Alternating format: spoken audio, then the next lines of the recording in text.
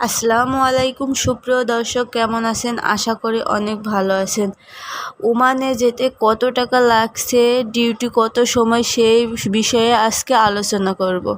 2026 সালে ওমানে কাজের উদ্দেশ্যে যেতে চাইলে সবার আগে যে বিষয়টি জানা দরকার সেটি হলো মোট কত টাকা খরচ হতে পারে এবং সেখানে গিয়ে কাজের সময় কত ঘন্টা হয়।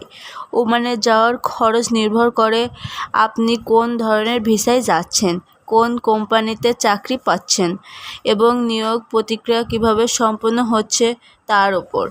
সাধারণভাবে বাংলাদেশ থেকে বৈধ ওয়ার্ক ভিসায় ওমানে যেতে প্রায় 3 লাখ থেকে 5 লাখ পর্যন্ত টাকা খরচ হতে পারে। তবে কোনো ক্ষেত্রে কোম্পানির বিমান ভাড়া, মেডিকেল বা ভিসার কিছু খরচ বহন করতে, তাহলে খরচ আরও কম হতে পারে।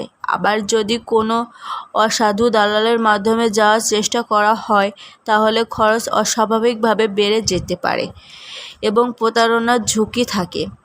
তাই এসব সরকার অনুমোদিত এজেন্সির মাধ্যমে যাওয়া সবচেয়ে নিরাপদ। ওমানে যাওয়ার আগে সাধারণ পাসপোর্ট, কাগজের ভিসা, চাকরির চুক্তিপত্র, মেডিকেল পরীক্ষা, পুলিশ ক্লিয়ারেন্স এবং অন্যান্য প্রয়োজনীয় কাগজপত্র প্রস্তুত রাখতে হয়। সব কাগজপত্র ঠিক থাকলে ভিসা পাওয়ার পর নির্ধারিত সময়ে ওমানে যাত্রা করা যায়।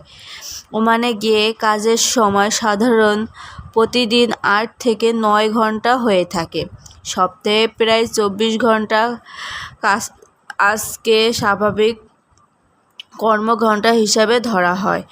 অনেকেই প্রতিষ্ঠানে সপ্তাহে একদিন ছুটি দেওয়া হয়, তবে কাজের ধরন অনুযায়ী কিছু পার্থক্য হতে পারে। যেমন নির্মাণ, পরিষ্কার পরিচ্ছন্নতা, কৃষি বা কারখানার কাজের শিফট ডিউটি থাকতে পারে।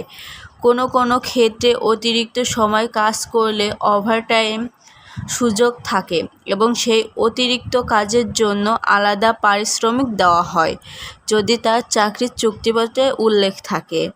ওমানে বিভিন্ন কাজের সুযোগ রয়েছে, যেমন নির্মাণ শ্রমিক, electrician, welder, driver, cleaner, hotel restaurant কর্মী, নিরাপত্তাকর্মী এবং অন্যান্য অদক্ষ শ্রমিকের চাহিদা থাকে।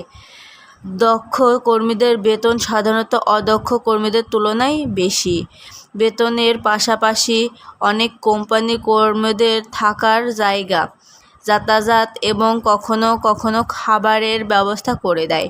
তবে সব কোম্পানি একই ধরনের সুবিধা দেয় না, তাই ওমানে যাওয়ার আগে চাকরির অফার লেটার এবং চুক্তিপত্র ভালোভাবে পড়ে নেওয়া সবচেয়ে গুরুত্বপূর্ণ।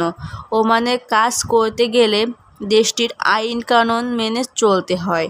কর্মস্থলে নিয়মিত উপস্থিত থাকা, কোম্পানির নিয়মিত অনুসরণ করা এবং বৈধ কাগজপত্র সবসময় সংরক্ষণ করা জরুরি। আইন ভঙ্গ করলে জরিমানা বা অন্য আইন সমস্যার সম্মুখীন হতে পারে। সবশেষে বলা যায়, ওমানে যাওয়ার খরচ, বেতন, কাজের সুবিধা অসুবিধা এবং কোম্পানির বিশ্বাসযোগ্যতা ভালোভাবে যাচাই করা উচিত। বৈধভাবে গেলে এবং দক্ষতার সঙ্গে গেলে কাজ করলে কোনো অবাস্তব প্রতিশ্রুতি বিশ্বাস না করে সব তথ্য যাচাই করে সিদ্ধান্ত নেওয়াই সবচেয়ে বুদ্ধিমানের কাজ।